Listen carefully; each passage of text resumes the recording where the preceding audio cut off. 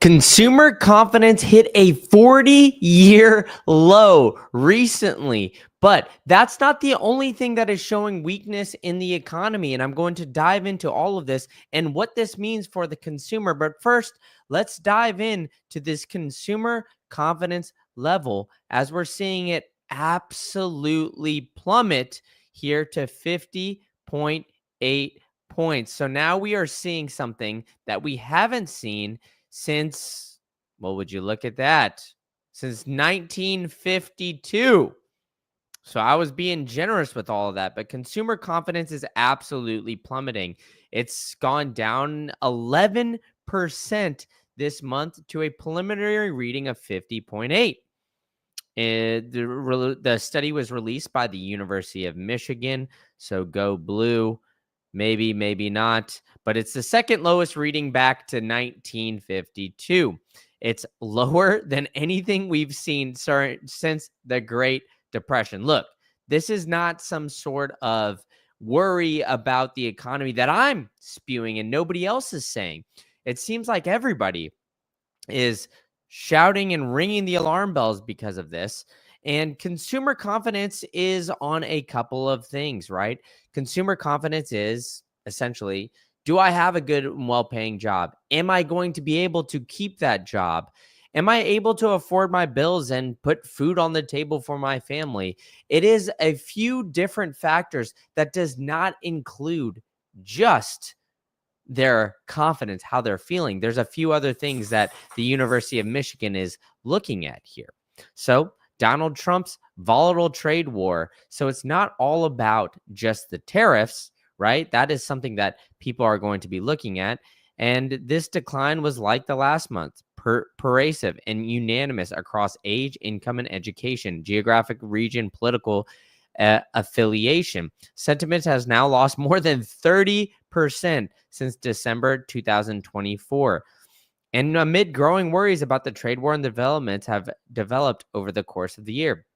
And I think a big reason as to why this worry has started to come, and I'm going to dive into a few other factors that I'm seeing as well. But, when Donald Trump was first elected, everybody was ecstatic. They're like, okay, the economy from 2016 to 2020, virus that we've seen was absolutely great. We didn't see any really issue there. And then, we had the great shutdown that we had. And because of all that, people lost a lot of confidence there.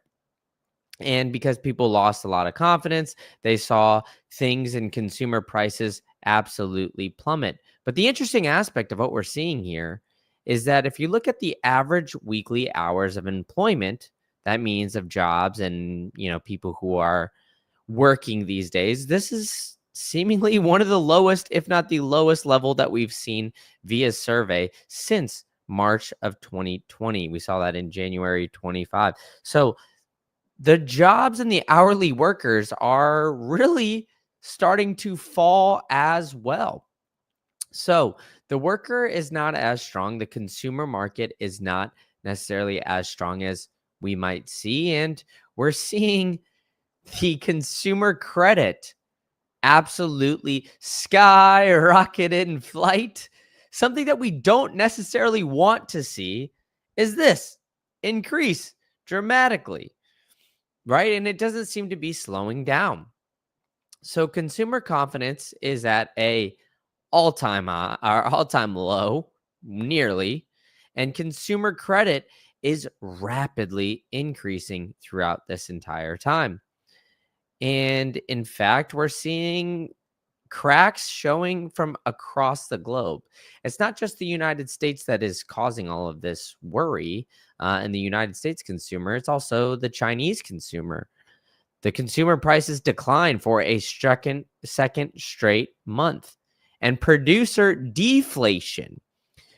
I made a video earlier about the potential of stagflation in the US government, but now we're seeing deflation in the Chinese government, right? China's consumer price index fell by 0.1% year on year compared to a flat reading expected by economists polled by Reuters. Producer prices fell for the 29th straight month, dropping 2.5% in March from a year earlier, making the longest contraction since November 2024. Professor of economics, I'm not even going to try to say his name at the People's Reserve, believed that they were rhetoric for further stimulus measures focused on boosting domestic consumption that will be rolled out within 10 days. So why would you give stimulus to your economy? Well, it's in the name, right? You would want to stimulate consumer spending. So there is worry about the consumer in China because they simply just aren't, right? So we're worried about what they're seeing there. And then there's also the tariffs, right? There's a lot of uncertainty surrounding the tariffs.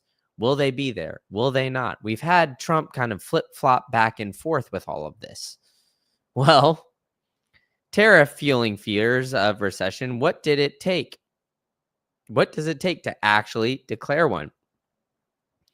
The new tariffs on imported goods in countries around the world have rattled consumers. Look at that strong verbiage they've got there. And stoked a trade war, rolled global markets, and fueled widespread concerns about a prospect of a recession in both the US and globally.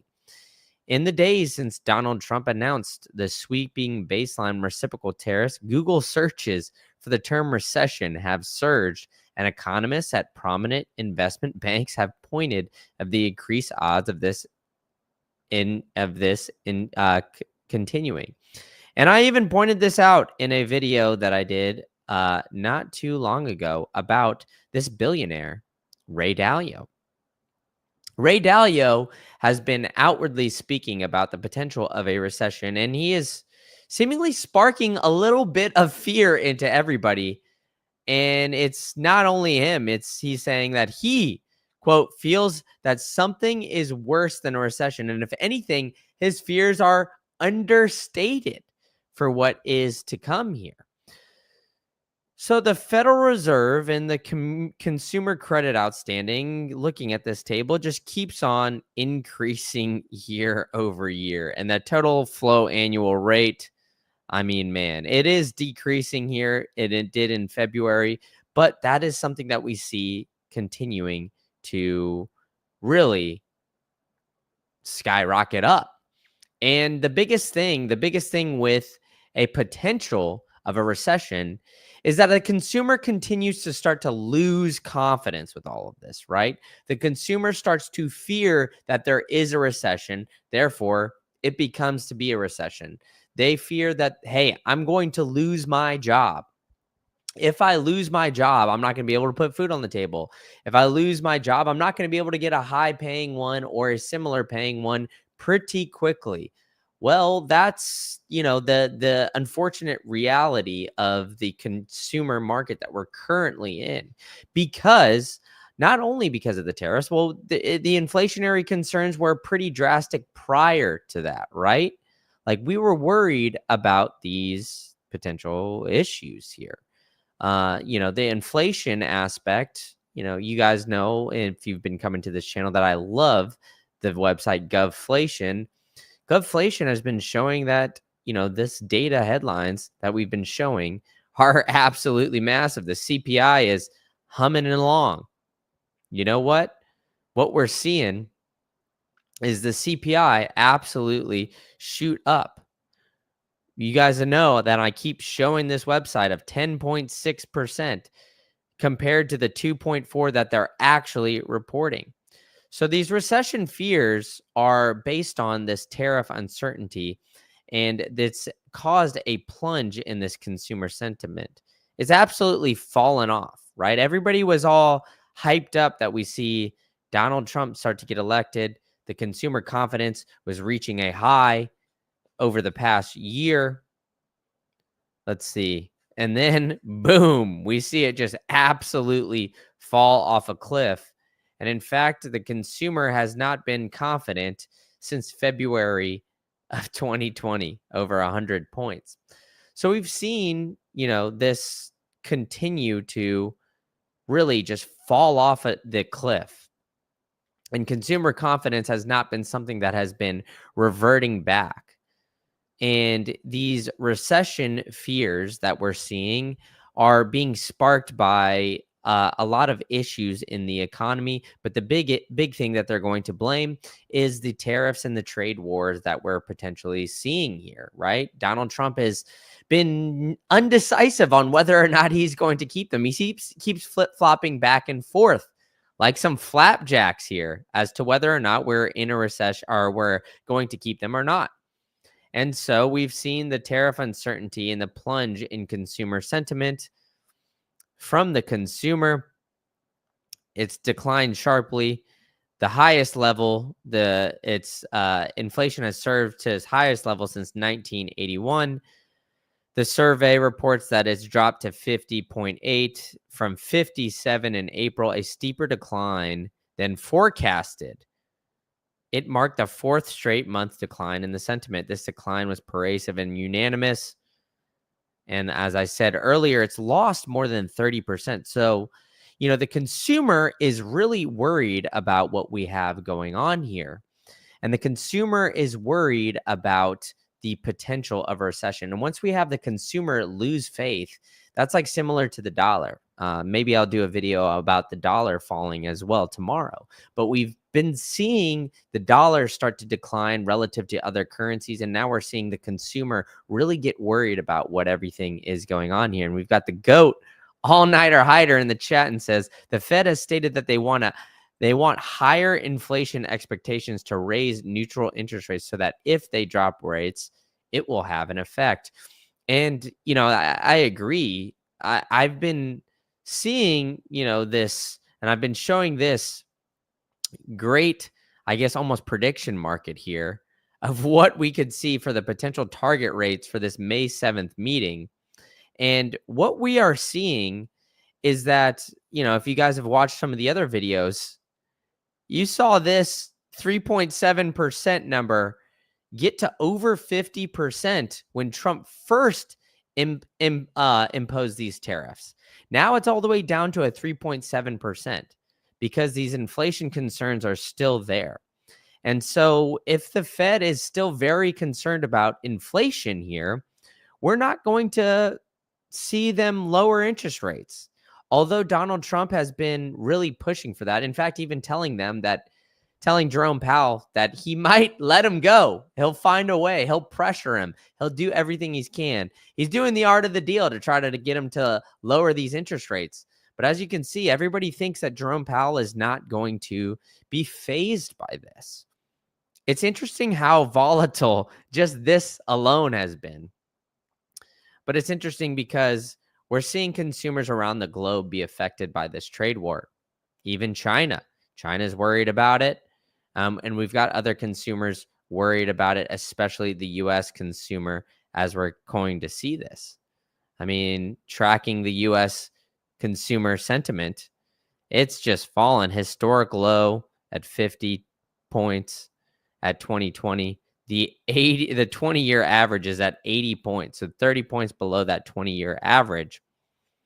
Trump on Wednesday paused his massive tariff hike for 90 days, but kept in place the 10% baseline. So the reciprocal tariffs, albeit short-lived, were the sharpest increase in U.S. duties ever on data going back to 200 years. So the things that we're seeing in this economy right now is something that are unprecedented. But what did we also see that was unprecedented? You guys all know the massive amount of money printing. What we saw back 4 or 5 years ago, something that we've never seen before in history. They've communicated this amongst themselves in the FOMC meeting, not so much in what they have project to the media. The media would say 2% inflation target, while when the FOMC themselves say ... I'm waiting with anticipation here, all-nighter hider, because I think the FOMC, I think it would be better to keep the interest rates a little bit higher, put a little bit more pressure. Obviously, we want to see a little bit less than that 2%. And he said the FOMC themselves would say an adjustable 2% inflation rate over time. Each one of these each one of these extra words bears meaning. I agree with that last statement that they do bear meaning, and it is that 2% rate over time, and we've seen that start to come to light here, where they want a kind of moving target with all of this, right? So China wasn't included in those reciprocal tariffs, but it's jacking up its retaliatory tariffs from the U.S. imports from 125 from 84%.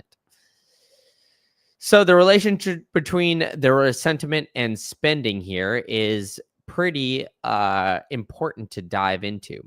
The hard data still looks decent. Employees still to hire at a brisk pace. But as I showed you guys here earlier, they hire at a brisk pace, but the average weekly hours is the lowest we've seen since 2020, or nearly.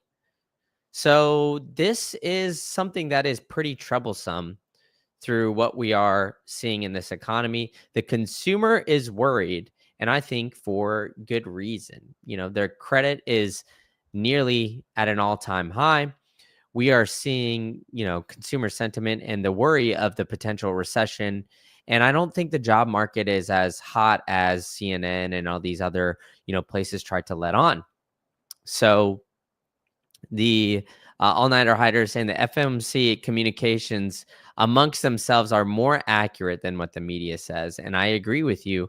I don't think they're telling us the full story. They get out there and they have a script and they tell us what they try to mean, right? And people try to read into everything. That's why people try to read into everything. Jerome Powell's tie, what the hell he's saying, his tone of voice, all of these different things. There's a reason why people try to read into it, and the markets tried to do that, because exactly what you're saying, all-nighter hider, is, the communications amongst themselves are not what they are portraying to the media. They're trying to, give us some confidence, because when the consumer loses confidence, like we're seeing right now, that's when we potentially see a recession. Now, do I think that some things will be made potentially to avoid this?